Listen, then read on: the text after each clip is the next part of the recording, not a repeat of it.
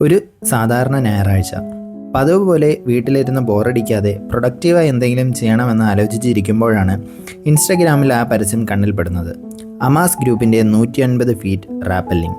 സത്യത്തിൽ അത് കണ്ടപ്പോൾ എൻ്റെ മനസ്സിലേക്ക് ഓടിയെത്തിയത് അഗസ്ത്യാർകൂടം യാത്രയാണ്. അവിടുത്തെ കുത്തനെയുള്ള റോക്കിലൂടെ തിരിച്ച് ഇറങ്ങുമ്പോൾ ഞാൻ അനുഭവിച്ച ബുദ്ധിമുട്ട് എൻ്റെ മനസ്സിലൊരു ഭയമായി കിടപ്പുണ്ടായിരുന്നു. ഉയരങ്ങളെ പേടിയുള്ള എനിക്ക് ആ ഭയം എന്നെങ്കിലും ഒരിക്കൽ മറികടക്കണം എന്ന് വലിയ ആഗ്രഹമുണ്ടായിരുന്നു. അതുകൊണ്ട് തന്നെ മറ്റൊന്നും ആലോചിച്ചില്ല, പെട്ടെന്ന് തന്നെ ബുക്ക് ചെയ്തു. രാവിലെ 5:30 തമ്പാനൂർ എത്താനായിരുന്നു നിർദ്ദേശം. വണ്ടി എടുത്തപ്പോഴത്തേക്കും അത്യാവശ്യം 6 മണി കഴിഞ്ഞിരുന്നു. തിരുവനന്തപുരത്ത് നിന്നും ഒരു 30-35 കിലോമീറ്റർ മാറിയാണ് കുനിച്ചിമല. വണ്ടിയിൽ വെച്ച് തന്നെ എല്ലാവരുമായി പതുക്കെ പരിചയപ്പെട്ടു. ചിലർ ഗ്രൂപ്പായി വന്നവരാണ്, ചിലർ എന്നെപ്പോലെ തനിച്ചും. മലമുകളിൽ എത്തിയപ്പോൾ മനോഹരമായൊരു യേശുക്രിസ്തുവിൻ്റെ സ്തൂപം കണ്ടു. അവിടെ നിന്ന് കുറച്ച് ഫോട്ടോസും വീഡിയോസും ഒക്കെ എടുത്തു. അതിനുശേഷമായിരുന്നു രാവിലത്തെ ബ്രേക്ക്ഫാസ്റ്റ്. ഭക്ഷണം കഴിഞ്ഞ ഉടൻ കോർഡിനേറ്റേഴ്സ് ഒരു ഐസ് ബ്രേക്കിംഗ് സെഷൻ വെച്ചിട്ടുണ്ടായിരുന്നു. എല്ലാവരുടെയും മുഖത്ത് ശരിക്കും ഒരു ചിരി കണ്ടത് അപ്പോഴാണ്. ഈ യാത്രയിൽ എടുത്തു പറയേണ്ടത് 53ഉം 55ഉം വയസ്സുള്ള 2 സഹോദരിമാരെ കുറിച്ചാണ്. ഒരുപാട് യാത്രകൾ ചെയ്തവരായിരുന്നു അവർ. എനിക്ക് എപ്പോഴും യാത്രകൾ ചെയ്യുന്നവരുടെ അനുഭവങ്ങൾ കേൾക്കാൻ വലിയ ഇഷ്ടമാണ്. അവരുടെ യാത്രാവിശേഷങ്ങൾ കേട്ടപ്പോൾ എൻ്റെ ബക്കറ്റ് ലിസ്റ്റിലേക്ക് കുറച്ചധികം പുതിയ സ്ഥലങ്ങൾ കൂടി ഞാൻ കൂട്ടിച്ചേർത്തു. പെട്ടെന്നാണ് കാലാവസ്ഥ മാറിയത്. മൺസൂൺ സമയമായതുകൊണ്ട് നല്ല മഴ പെയ്യാൻ തുടങ്ങി. മഴ പെയ്താൽ റാപ്പലിംഗ് നടക്കുമോ എന്ന് പലർക്കും സംശയമുണ്ടായിരുന്നു.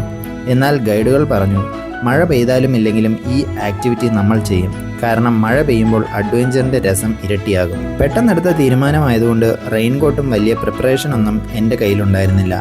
ഒരു സാധാരണ ടീഷർട്ടും പാൻറ്റും ധരിച്ച് ഞാൻ ആ മഴ പൂർണ്ണമായി ആസ്വദിച്ചു. വഴിയിൽ പലരും സ്ലിപ്പാവുന്നുണ്ടായിരുന്നു.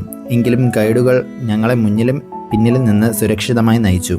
മുകളിലെത്തിയപ്പോൾ അവർ ഞങ്ങളെ 4 ഗ്രൂപ്പായി തിരിച്ച് ഒരു ഗെയിം നടത്തി. ഭാഗ്യത്തിന് ഞാനുണ്ടായിരുന്ന 4ാമത്തെ ഗ്രൂപ്പാണ് അതിൽ വിജയിച്ചത്.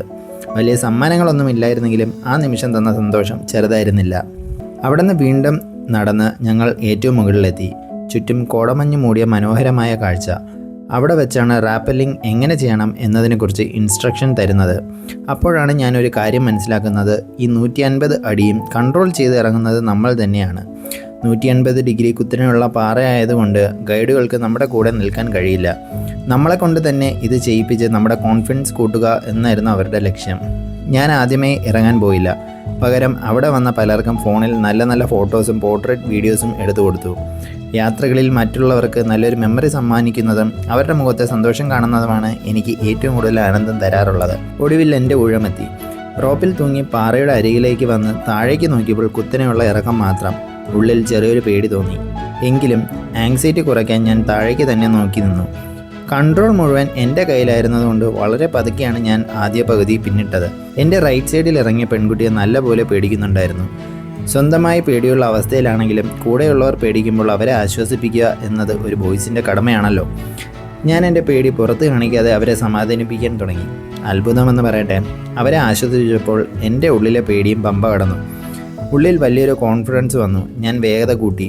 3/4 ഭാഗവും കവർ ചെയ്തു. പക്ഷേ അതിനുശേഷമുള്ള ഭാഗം ഗ്രിപ്പില്ലാത്ത നല്ല സ്റ്റീപ്പായ പാറയായിരുന്നു. ചാടി മാത്രമേ അവിടെ നിന്ന് ഇറങ്ങാൻ കഴിയൂ. ഞാൻ ചാടാൻ ശ്രമിച്ചതും പെട്ടെന്ന് കാലൊന്ന് സ്ലിപ്പായി. ഞാൻ വായുവിൽ തൂങ്ങിക്കിടന്നു. എന്നാൽ താഴെ നിന്ന കോർഡിനേറ്റേഴ്സ് വളരെ പെർഫെക്റ്റായ ആ റോപ്പ് കൺട്രോൾ ചെയ്തു. അത് കണ്ടപ്പോൾ എനിക്ക് ധൈര്യമായി. ഞാൻ റോപ്പ് ലൂസ് ചെയ്ത് ഒറ്റവിടലിൽ താഴെ ലാൻഡ് ചെയ്തു. ആ നിമിഷം ഉള്ളിൽ തോന്നിയ ഒരു കോൺഫിഡൻസ് അത് വാക്കുകൾക്ക് അപ്പുറമായിരുന്നു. തിരിച്ച് താഴേക്ക് നടക്കുമ്പോൾ എല്ലാവരും നിശബ്ദരായിരുന്നു. കാരണം എല്ലാവരും തങ്ങൾ ചെയ്ത ആ വലിയ കാര്യത്തെക്കുറിച്ച് ഓർത്ത് അഭിമാനിക്കുകയായിരുന്നു. നടക്കുന്തോറും എൻ്റെ ഉള്ളിൽ കോൺഫിഡൻസ് കൂടി വന്നു. ഉയരങ്ങളെ പേടിയുള്ള എനിക്ക് ഇത്രയും ചെയ്യാൻ കഴിഞ്ഞെങ്കിൽ ഞാൻ എൻ്റെ കംഫർട്ട് സോൺ തകർത്ത് കഴിഞ്ഞിരിക്കുന്നു. ഇനി ഇങ്ങനെയുള്ള വലിയ വലിയ അഡ്വഞ്ചേഴ്സ് ചെയ്യണം എന്ന് ഞാൻ മനസ്സിൽ ഉറപ്പിച്ചു.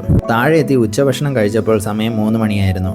അതിനുശേഷം ഒരു സ്ട്രെച്ചിങ്ങും എക്സ്പീരിയൻസ് ഷെയറിംഗ് സെക്ഷനും ഉണ്ടായിരുന്നു. ഒരുപിടി നല്ല ഓർമ്മകളുമായി ഞങ്ങൾ വണ്ടിയിൽ തിരികെ കയറി. തുടക്കക്കാർക്കും ഉയരങ്ങളെ പേടിയുള്ളവർക്കും ധൈര്യമായി ചെയ്യാൻ പറ്റുന്ന ഒന്നാണിത്. കേരളത്തിൽ ഇത്തരം അഡ്വഞ്ചർ ആക്ടിവിറ്റീസ് വളരെ കുറവാണ്. അതുകൊണ്ട് തന്നെ അമാസ് ഗ്രൂപ്പിന് എൻ്റെ വക വലിയൊരു കൈയടി. ഒരു ദിവസത്തെ ആ മനോഹരമായ ട്രിപ്പ് അവിടെ അവസാനിപ്പിച്ചു. എന്നാൽ പുതിയൊരു യാത്രയ്ക്കുള്ള തുടക്കമായി.